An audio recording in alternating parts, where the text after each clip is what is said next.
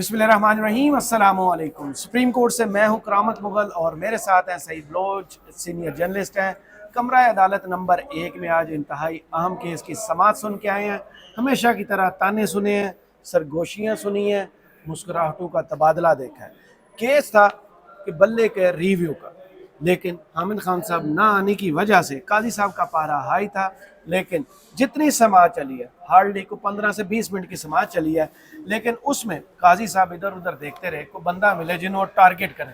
फिलहाल निशाना बने जर्नलिस्ट। फिर एक मरतबा हेडलाइंस नहीं दूंगा, ये बात जाके हाँ हमें ड्रम बीटर्स कहा गया है, लेकिन हमें क्या फर्क पड़ता है? नहीं पड़ता। आज इंसाफ की सबसे बड़ी कुर्सी पर बैठे हुए काजी साहब, जिनके राइट साइड पर बैठे हुए थे मोहम्मद अली मजहर साहब और लेफ्ट साइड पे मुसर्रत हिलाली साहिबा थी, बेबसी की तस्वीर बने हुए थे। बिल्कुल ऐसे लग रहा था कि अब इनके बस में कुछ नहीं है। जो ताने देने थे उन्होंने दे दिए। ज़िंदगी के 21 अक्टूबर तक मुकदमा लेकर गए हैं, लेकिन आज की समाअत का लुब्बे लबाब क्या था? हारा हुआ काजी साहब के आखिरी अल्फाज और बस गुड बाय टाटा। मान लें कि आज से वो जो मिसाल देते हैं मिट्टी खाने वाला सांप, वो हो चुका है काम। बहुत शुक्रिया करामत मुगल साहब। देखें, बात यह है कि आज चीफ जस्टिस काजी फायज ईसा बेबसी की तस्वीर बने रहे हैं, और बेबसी की तस्वीर इस सेंस में थे कि अपने रिटायरमेंट के आखिरी दिनों में शायद वो कुछ चीज़ें ठीक भी करना चाहते हों, लेकिन मेरे ख्याल में उनके अंदर जो एक अनाद, एक बुग़्ज़ इमरान खान और पीटीआई के हवाले से मौजूद है, वो उन्हें कोई भी दुरुस्त फैसला करने से रोक रहा है। हर शख्स के पास, हमने एक, पता है आपको, हमने एक वीडियो पूरी की थी, हमने कहा था कि कोई शख्स मजबूर नहीं होता, हर किसी के पास ऑप्शंस मौजूद होते हैं। ये उस शख्स पर डिपेंड करता है कि वो उन ऑप्शंस का इस्तेमाल करता है या उस गलत रास्ते के ऊपर चलता रहता है। सही। तो काजी साहब कल को ये नहीं कह सकते कि मैं मजबूर था, मेरे पास ऑप्शंस नहीं थे। हो सकता वो इंज करके शलवार चुक के बहा दें कि देखो मेरी तो लत भी सही नहीं। फिर चलें, वो एक अलग बात है, वो दिल में सुराख भी दिखा सकते हैं। हाँ, वही ना, मजबूरियां तो बाद में बताएंगे। बसों में आते हैं ना, अभी तो ताकत का नशा है, टाफियां चूरन बेचने वाले हैं, वो भी यही एक बड़ा सा उन्होंने एक्सरे उठाया होता है, दिल में सुराख है, घर में 5 जवान बहने हैं और उनकी शादियां करनी, इस तरह की बातें वो भी कर रहे होते हैं, अपनी मजबूरियां जाहिर करते हैं। तो कल को रिटायरमेंट के बाद आप भी बैठ के किसी महफिल में ये कहानियां सुनाना शुरू करते हैं तो कोई नहीं मानेगा। करामत मुगल साहब इस वक्त अगर जो तारीख के दुरुस्त सिमत पर खड़ा है ना, तो वो अपने नवासे नवासियों को, पोते पोतियों को लोरियां भी सुनाने के काबिल होगा। वो उनको अपनी दास्तानें सुनाने का, कि मैं जब पाकिस्तान के अंदर ये वाला क्राइसिस चल रहा था तो मैं तारीख के इस सिमत में खड़ा था और ये ऑप्शन थे और मैंने ये इस्तेमाल किए। तो इसलिए काजी साहब इमरान खान को, उनकी पार्टी को डैमेज करना चाहते थे, लेकिन उस वक्त उनकी ख्वाहिशात पर पानी फिर गया जब उनके सामने पीटीआई के वकला का वो पूरी लाइन ऐसे आगे से वो खाली पड़ी थी। कोई वकील नहीं आया, सीनियर टू सीनियर, जूनियर तक। हमने इतने कम लोग पहली दफा देखे हैं कि अदालत नंबर 1 और इतना अहम केस खाली। और देखिए, यही वजह है कि शायद अब वकला को भी अंदाजा हो गया है कि यार काजी साहब इंसाफ नहीं कर सकते, ये नहीं कर सकते। इनके आंखों पर वो पट्टी आ चुकी है जो बुग़्ज़ और अनाद की पट्टी है, और काजी साहब उस पट्टी को शायद ना खोल पा रहे हैं, ना खोलना चाहते हैं, क्योंकि एक स्टेज ऐसी आती है कि जब आप तमाम वो जो क्या कहते हैं कि इलाज होता है ना, इलाज मुआवजा या वापसी का रास्ता, वो एक तरह से वो ऑप्शन ही बंद हो जाता है। तो शायद काजी साहब भी अब उस ऑप्शन को क्रॉस कर चुके हैं, उस गेट को पार करके आगे निकल चुके हैं। अब वापसी वाला वो जो इम्कान है, एक साइड से, अब वो खुलता भी एक साइड से, और वो वापसी का इम्कान भी नहीं है, और ऊपर खारदार तारे हैं, वैसे भी जंप करके भी आप नहीं आ सकते। तो बहरहाल काजी साहब बहुत ज्यादा बेबस नजर आए, बहुत ज्यादा परेशान नजर आए, क्योंकि एक बड़ी सियासी जमात का ये तीसरा मौका है करामत मुगल साहब। इससे पहले 2 मुकदमात में, एक नियाजुल्लाह नियाजी, एक बैरिस्टर अली जफर, और फिर अब ये वाला मामला, ये तीसरी बार है कि पीटीआई चीफ जस्टिस काजी फायज ईसा के ऊपर अदम एतमाद का इजहार कर रही है। और जैसा मैंने कहा कि सीनियर वकील को छोड़े, कोई जूनियर भी आके अदालत में इतना भी नहीं कहा कि हामिद खान साहब की फैमिली इंगेजमेंट्स है। अब फैमिली इंगेजमेंट्स कुछ भी हो सकती हैं, हो सकता है उनकी बच्चे का, बच्ची का, किसी का कोई निकाह हो, या कोई और अर्जेंट ऐसी नौयत होती है, आप उसके ऊपर भी बैठ के मजाक बना रहे हैं। आज एक केस की समाअत के दौरान हमारे एक कोर्ट रिपोर्टर जो उस वक्त मौजूद थे, उन्होंने एक वकील से पूछा कि वकील साहब क्यों नहीं आए, तो उन्होंने कहा कि उनकी डॉक्टर के पास अपॉइंटमेंट थी, इस वजह से वो नहीं आ सके, जो इससे पहले केस था। तो उन्होंने कहा कि शौकत खानम अस्पताल में ये अपॉइंटमेंट थी।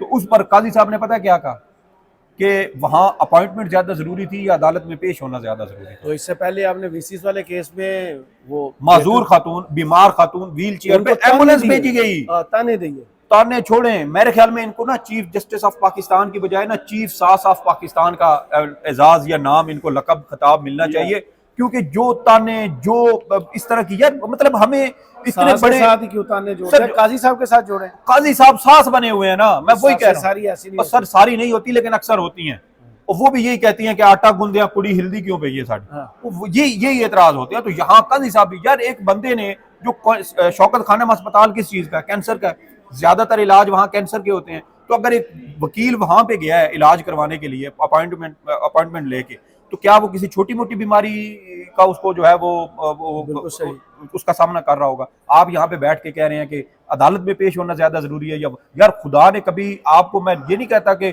बद्दुआ नहीं देता कि अल्लाह आपको किसी ऐसी बीमारी का कोई वो सामना करने की दे, लेकिन कम से कम लोगों की बीमारियों का मजाक ना बनाए। अल्लाह किसी वक्त किसी भी बात पर इंसान की पकड़ कर लेता है। इंसान को इस तरह खुदाई और जो है ना एक जालमाना और आमराना जाबराना किस्म के और गरूर से भरपूर जो तकब्बुराना एक रवैया है वो इख्तियार नहीं करना चाहिए। लोग करोड़पति अरबपति होते हैं, एक छोटी सी बीमारी लगती है एक जिस्म के ऊपर, जी एक जिस्म के ऊपर ना छोटा सा फोड़ा निकलता है, छोटा सा फिंसी फोड़ा निकलता है, और उसके बाद पूरी जिंदगी की कमाई करोड़ों अरबों रुपए लग जाते हैं, लेकिन उसका इलाज नहीं होता। मैं आपको एक छोटी सी मिसाल देता हूँ। हमारे पड़ोस में है जनाब अनिल अंबानी साहब हैं, जिनके बेटे की मुकेश अंबानी है, मुकेश अंबानी, उनके बेटे की पिछले दिनों शादी हुई, 6 महीने नहीं किया मुझे भी नहीं किया था, लेकिन मैं वैसे करते भी सही तो मैं मसरूफियत की वजह से जा ना पाता। तो उनके बेटे की शादी थी, उनके बेटे को ना एक बीमारी अस्थमा और इस तरह की कोई बीमारी उनको है, तो उनके बेटे का ना वेट बढ़ गया। आपने देखी होंगी तस्वीरें, वेट, जब ये वो यूनिवर्सिटी में थे तो बिल्कुल स्लिम स्मार्ट उनकी फिजिक थी। अब वो बीमार हैं, बाप दुनिया के अरबपतियों में शुमार होता है, शायद भारत के दूसरे नंबर के ये अरबपति हैं, लेकिन बेटे की बीमारी खत्म नहीं करवा पा रहे। तो जब आप बिलियनियर हों और आप अपने बेटे का बेबसी बता रहा हूं कि खुदा के लिए इस तरह सोच ना रखा करें। कोई बीमार भी हो सकता है, किसी का कुछ भी जानवर इशू हो सकता है, या हो सकता है वो 7 अक्टूबर को जो उन्होंने तकरीर की हो, उन्होंने उसूली मौक़िफ़ अपना लिया हो कि अब नहीं जाना। देखिए ये साहब के सामने तौहीन है पेश होना, उससे भी पहले उन्होंने जो अल्फाज इस्तेमाल किए थे बिकाओ, ये वो आपको याद होगा। जी जी मुझे सारा याद है। कैसे पेश हो, काजी साहब अखलाकी जवाज नहीं, वही स्कोर सेटल करने की कोशिश कर रहे थे, लेकिन आमिर खान साहब ने ये नहीं की होगी, सारी चीजें बराह रास्त भी पहुंची, 2-4 जुमले तो लाइव भी चल रही थी, आपको पता है यूट्यूब पे शायद खुद भी देखी हो बैठ के चैम्बर्स में।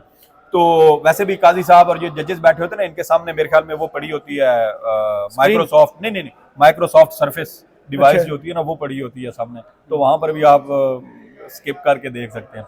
तो बहरहाल काजी साहब बहुत ज्यादा बेबस थे, मजबूर नजर आए, और एक बड़ी सियासी जमात का, मुल्क की सबसे बड़ी सियासी जमात का मुसलसल चीफ जस्टिस पाकिस्तान पर इस तरह अदम एतमाद का इजहार करना कोई मामूली बात और नहीं ये बार-बार हो रहा है, पहली दफा आप अपनी साख खो चुके हैं, आप अपनी क्रेडिबिलिटी को सिफर कर चुके हैं। आप निज़ाम इंसाफ को ठीक करने के लिए आए थे, लेकिन आप उस निज़ाम इंसाफ को खुद एक तरह से जो है वो कातिल बन चुके हैं। और लोगों की हालत अब ये है कि लोग ये समझते हैं कि आपकी अदालत में केस लगेगा तो इंसाफ नहीं मिलेगा, इसके अलावा किसी जज की अदालत में लग जाए तो कसूरवार पीटीआई को कह रहे थे। देखिए 13 जनवरी को हमने फैसला दे दिया था, 2 दिन में ये करा लेते इंट्रा पार्टी इलेक्शन। यार मुझे बताएं करामत मुगल साहब, आपके सामने वो शवाहिद लेकर आए, आप इंट्रा पार्टी इलेक्शन केस में एक और केस के बारे में आपने ऑब्जर्वेशन दे दी। आपने कहा कि ये जो पीटीआई का ये इल्जाम है कि इलेक्शन कमीशन उसे लेवल प्लेइंग फील्ड नहीं दे रहा, ये गलत है। हालांकि लेवल प्लेइंग फील्ड की दरखास्त उस वक्त आपके सामने थी जो बल्ले के इंतखाबी निशान वाले फैसले के बाद पीर के रोज वो लतीफ खोसा साहब ने सुप्रीम कोर्ट में काजी साहब के सामने पेश हुए और उन्होंने कहा कि आपने हमसे बल्ले का इंतखाबी निशान छीना है, हमें आप पर अब कोई एतमाद नहीं है, हम अपनी लेवल प्लेइंग फील्ड वाली दरखास्त वापस ले रहे हैं। तो ये तो जब उस वक्त हो चुकी थी, वो आपके सामने यूएस भी लेके आए थे कि ये देखें कि हमारे लोगों से कागजात नामजदगी छीने जा रहे हैं, उनको मारा पीटा जा रहा है, लोग अगवा हो रहे हैं, तजवीज़ कुनिंदा और तायीद कुनिंदा को अगवा किया जा रहा है, लोगों को घरों से उठाया जा रहा है, आरओ के दफातर में घुसकर वहां से कागजात नामजदगी छीने जा रहे। तो कौन सी चीज थी जो पीछे रह गई थी? यही वो चीजें हैं जो 8 जजेज ने मखसूस नशिस्तों वाले केस में, अब कल उर्दू वाला तर्जमा इसलिए जारी किया कि कुछ कम अकल या अनपढ़ जो वैसे तो पढ़े लिखे हैं लेकिन शायद दिमाग का इस तरबूज का इस्तेमाल नहीं करते, जो अल्लाह ने ये 2 कंधों के दरमियान तरबूज सेट किया हुआ है, इस तरबूज को इस्तेमाल करें। और देखें कि उस वक्त हालात वाकयात क्या थे। और हालात वाकयात ये है, करामत मुगल साहब के पीटीआई के लोग अगवा हो रहे थे, कागजात नामजदगी छीने जा रहे थे, लोग अदालतों में भाग रहे थे, अदालतें फैसले देती थी, उन फैसलों से अदालत के अहाते से बाहर निकलते थे, मान ही नहीं रहे थे अदालतों को, मान नहीं रहे थे। बाकायदा आप देखें कि जो इलेक्शन कमिश्नर पंजाब थे, चीफ इलेक्शन कमिश्नर पंजाब, उन्होंने चीफ इलेक्शन कमिश्नर पाकिस्तान को खत लिखा यहाँ इलेक्शन कमीशन सेक्रेटरिएट में कि आरओज जो लगाए गए हैं वो इलेक्शन कमीशन के अहकामात की खिलाफ वर्जियां कर रहे हैं, इसके ऊपर कार्रवाई की जाए। हुआ कि उसका क्या कि आपने बजाय उन आरओज के खिलाफ कार्रवाई करते आपने अपना इलेक्शन कमिश्नर पंजाब तब्दील कर दिया। तो कौन वो ताकतवर शख्सियात थी जो ये सब कुछ करवा रहे थे? तो इसलिए इंसाफ, आज कहते हैं बैठ के कि इंसाफ के तकाजों को मद्देनजर रखते हुए हम ये नजरसानी खारिज नहीं कर रहे। और यार आपको खुदा का खौफ ही नहीं है? जहां आपने इंसाफ के तकाजे पूरे करने थे वहां आपने सारे दरवाजे बंद कर दिए। उस सियासी जमात के बारे में आपने उनके जो हालात व वाकयात थे, उनके जो शवाहिद थे, आपने वो देखने से इनकार कर दिया। आज आप बैठ के कहते हैं कि हम इंसाफ के तकाजों को पूरा करने के लिए ये नजरसानी खारिज नहीं कर रहे, जबकि आपने उनकी इल्तवा की दरखास्त खारिज कर दिया। आप अपना बाबा ऊपर रखने की कोशिश कर रहे हैं ना, यही वो इसका मतलब निकल सकता है। लेकिन काजी साहब, कुछ चीज़ें इंसान से जाने अनजाने में होती हैं, कुछ चीज़ें इंसान से कुदरत करवाती है, और कुदरत ने आपसे ये करवाया कि आपने वीडियो लिंक की जो ऑप्शन थी ना, सहूलत, वो आपने शुरू की।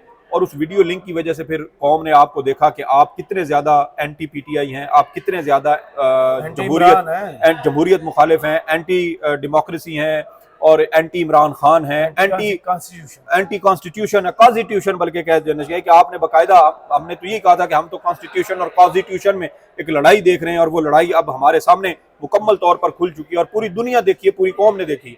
तो इसलिए काजी साहब ने फिर ये भी शिकवा किया केस की समाअत के दौरान कि वीडियो लिंक की सहूलत मौजूद है, वीडियो लिंक पर भी कोई नहीं आया।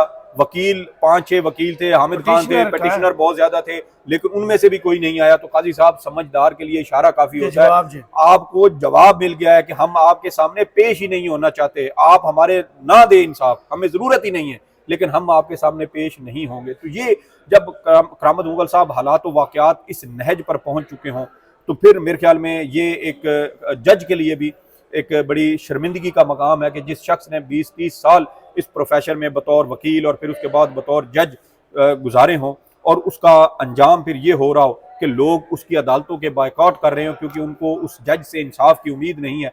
तो ये कुदरत की पकड़, मैं इसको कह सकता हूँ। अल्लाह पाक हमें हर किसी को, हम बैठे हैं सुनने के लिए। हाँ, आप तो हफ्ते वाले दिन भी बैठे थे। हाँ, हफ्ते वाले दिन 13 जनवरी को सुप्रीम कोर्ट में 56 के 58,000 केसेस थे, और आपने उनमें से सिर्फ एक केस समाअत के लिए मुकर्रर किया जो पीटीआई से इंट्रा पार्टी इलेक्शन से मुताल्लिक था, और उससे इंतखाबी निशान छीनना था आपने। और उस वक्त और कोई केस आपको याद नहीं आया था। नवाज शरीफ के केस में भी आप इसी तरह की फुर्तियों का मुजाहरा करते थे और कहते थे कि हमें 10 जनवरी से पहले ये केस निपटाना है। क्यों? क्योंकि 12 जनवरी को इलेक्शन कमीशन ने उम्मीदवारों की नजरसानी शुदा फहरिस्त लगानी थी, और उस फहरिस्त के अंदर नवाज शरीफ साहब का नाम होना जरूरी था। इसलिए आपने दिन रात एक करके उस केस को भी सुना और उसके ऊपर भी फैसला दिया। आरओज और डीआरओज वाला फैसला आपने रात को 11:30 बजे सुनाया। तो कौन सी ऐसी चीजें हैं जो आप जो है वो दीगर से मुख्तलिफ करके आप जो है वो सुनते रहे, देखते रहे? तो लोग समझते हैं पाकिस्तान के अंदर गुज़श्ता 5 साल में 2018 के इंतखाबात के बाद इमरान खान ने जो शऊर दे दिया है कौम को, वो अब दीवार के आर पार देख लेते हैं। आंखों का ऑपरेशन बड़ा तगड़ा हुआ है, देख लेते हैं, जो बता देते हैं काजी साहब उनको टारगेट कर लेते हैं। आज भी क्योंकि वकील नहीं थे, कमरा अदालत खाली था, सिर्फ चंद सहाफ़ी बैठे हुए थे, उन्हें टारगेट किया। ये ड्रम बीटर्स हैं, ये बाहर जाके हेडलाइन बनाना चाहते हैं। मैं मौका नहीं दूंगा, जितना ढोल बजाना बजा। आज वैसे आपको बड़ा अच्छा वो एजाज मिला है, ड्रम बीटर्स। हाँ, ड्रम बीटर्स, ढोलची वाला। हाँ, अच्छा है ना? हाँ, तो अच्छा है ना, तो हमारा काम है जर्नलिस्ट का ड्रम बीटिंग। देखें, जब जज सहाफ़ी का काम ढोल बजाना नहीं है, सहाफ़ी का काम खबर देना है। सुने मैं बताता हूँ, सहाफ़ी का काम खबर देना है। अगर आप सहाफ़ी के सामने जो है वो आइन और कानून के मुताबिक चलने की बजाय ढोल ला के रख देंगे तो फिर उसने ढोलक तो खड़कानी है, बजानी है। तो फिर हम जब आपके माजी का आपके हाल के साथ तकाबली जायजा करें, बताएं कि माजी में आपका असूल क्या था, आज आपके असूल तब्दील क्यों हुए हैं, माजी में आपकी एक राय क्या थी, आज आपकी राय मुख्तलिफ क्यों है। कल आप कह रहे थे कि अरकान पार्लियामेंट बड़े मुअज़्ज़ज़ होते हैं, पाकिस्तान सियासतदानों ने बनाया था। आज आपको पीडीएम की पार्लियामेंट, हाँ, आज आपको पीडीएम की पार्लियामेंट बहुत ज्यादा काबिल एहतराम नजर आती है। क्या उस वक्त पार्लियामान का एहतराम नहीं था जब आप पीटीआई के लोगों को कहते थे कि तुम्हारी तो शक्ल ही दहशतगर्दों से मिलती है? क्या उस वक्त पीटीआई, उस वक्त पार्लियामान का या अरकान पार्लियामेंट का ये इस्तेकाक मजरू नहीं होता था जब आप उनकी नंबर प्लेटें चेक करते फिरते थे? और साथ आप पुलिस वालों को भी कहते थे कि तुम सब हराम खाने वाले हो। और वो पुलिस वाले की आज भी वो हाथ से लिखी हुई दरखास्त की कापी मेरे पास मौजूद है, जिसमें वो काजी साहब को इल्जाम दे रहा है कि इन्होंने हमारे साथ गलत सलूक अपनाया। लेकिन उसके बावजूद आपने पीटीआई के रुकने कौमी असम्बली को जो है वो पुलिस ने उसको पकड़ा, उसको पकड़वाया गया, 4 घंटे तक उसको थाना सेक्रेटरिएट में हब्से बेजा में रखा गया, कोई मुकदमा दर्ज नहीं हुआ था। तो कौन करवाने वाले? मुस्तफैन वाले केस में देख ले, असदूर के साथ क्या हुआ, इमरान रियाज के साथ क्या हुआ, अरशद शरीफ साहब को आज तक इंसाफ नहीं मिल रहा, कई बार याद दहानी करवाई गई। तो अपना काजी फाइज ईसा साहब, आप अगर हमारे सामने ढोल रखेंगे तो हम ढोल बजाएंगे, फिर आप हमें ड्रम बीटर्स कहें या जो मर्जी कहें। हमने नहीं कहा था कि आप हमारे सामने ढोल ला के रख दें, आप अपने कंडक्ट को बेहतर करें। हम तो एक तरह से आपको शीशा दिखाने की कोशिश करते हैं। अब शीशे में अगर आपकी शक्ल अच्छी नहीं आ रही तो हमारा शीशा ना तोड़े, अपनी शक्ल को बेहतर करने की कोशिश करें। तोड़ने की माजी में भी उन्होंने कोशिश की थी, एफआई के नोटिस करवाए थे, लेकिन लगता ये है कि बाद में हाथ भी ऊपर रखे। देखिए हमने तो कुछ नहीं किया, मेरा शोल्डर यूज, हाँ, हम तो आपको जो है वो इंसाफ दे रहे हैं और नाम ले लेके लोगों को बुलाते हैं और कहते हैं कि डॉलर्स कमाने के लिए ये करते हैं। तो काजी साहब, वैसे एक यूट्यूबर चीफ जस्टिस को ये जेब नहीं देता बार-बार कि वो यूट्यूब तो है ना, यूट्यूबर नहीं है क्या, नहीं चलाते? तो सुप्रीम कोर्ट का इन्होंने शुरू करवाया ना, तो मेरी नजर में तो ये यूट्यूबर चीफ जस्टिस है। चले, इज्जत का काम है, मेहनत से रोजी कमाना इज्जत का काम है। यूट्यूब पे हो या किसी मजदूरी करने वाले, ईंटें तोड़ने वाले के हो, इज्जत करनी चाहिए। बहुत शुक्रिया आपके वक्त का। हारे हुए काजी साहब जा रहे हैं और बेबसी की तस्वीर तो वो बने हुए थे इंसाफ की सबसे बड़ी कुर्सी पर बैठ कर भी। और 21 अक्टूबर को अब ये समाज चलेगी, ये देखना ही है कि हामिद खान साहब आते हैं, न्याजी साहब आते हैं, बैरिस्टर गोहर आते हैं, या कोई और आता है, ताकि काजी साहब को उस बात का तो जवाब दे जो उन्होंने आज कोर्ट में उनकी गैर मौजूदगी में किया। आज भी उन्होंने ना 8,37,000 पीटीआई के मेंबरान का जिक्र किया। उनके पास टोटल 14 लोग आए थे, नौरीन और उनके भाई, वो भाई आए हुए, हाँ भाई आए हुए थे। उन 8,37,000 में से 14 लोग आपकी अदालत में आए। आपने दीगर तमाम को बुलाकर पूछा था क्या उनको आपने ये पूछा? तो वो जो 500 बंदा सामने खड़ा था, हाँ, ये पूछ लेते ना कि यार यही बात है कि जब आपकी आंखों पर इंसाफ की बजाय बुग़्ज़, अनाद, रंजिश, अपनी जाती दुश्मनी की पट्टी चढ़ जाए ना करामत मुगल साहब, तो फिर यही होता है। फिर बाद में सारी जिंदगी फिर आपने सफाइयां देनी है, आप इंटरव्यूज भी करेंगे, आप अखबारों में फिर कॉलम छापा करेंगे, आप इंटरनेट पर शायद ब्लॉग भी लिखा करेंगे, लेकिन उस वक्त तक पानी सर से गुजर चुका होगा। बाद में तो सिर्फ आपने हाथ मलने हैं, अफसोस होना है, और वो लोग जिनके आपने हक मारे हैं वो शायद आपके लिए डरावना ख्वाब बनेंगे, गिरेबान पकड़ेंगे और जरूर पकड़ेंगे। इस बेंच की दस्तयाबी के बारे में ये खबरें हैं कि ये अब दस्तयाब तो नहीं होगा, लेकिन काजी साहब ने जबरी तौर पर 21 अक्टूबर की तारीख रख ली है। तो जमील से कुछ भी निकाल सकते हैं, कुछ भी कर सकते हैं। बचें, आगे पीछे गुजरने से बचें, क्योंकि काजी साहब आज जाते जाते कोर्ट में उनका आखिरी लफ्ज था, बस। हमारी तरफ से भी बस, इजाज़त दीजिए, अल्लाह हाफिज़।